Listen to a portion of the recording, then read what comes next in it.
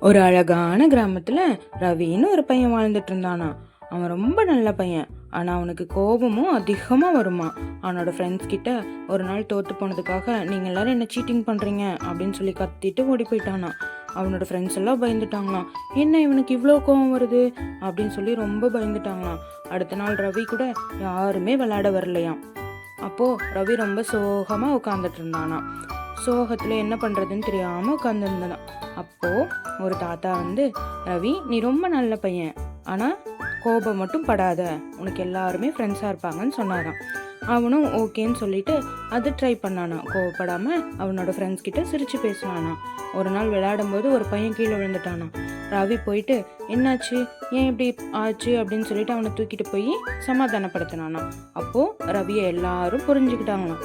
அவனோட ஃப்ரெண்ட்ஸ் எல்லாரும், ரவி நீ நல்லாவே மாறிட்ட, உன் கோபம் எல்லாமே குறைஞ்சிருச்சு, இனிமேல் நம்ம ஃப்ரெண்ட்ஸாக இருக்கலாம் அப்படின்னு சொல்லி ரொம்ப சந்தோஷப்பட்டாங்களாம். ஸோ கோபப்படக்கூடாது.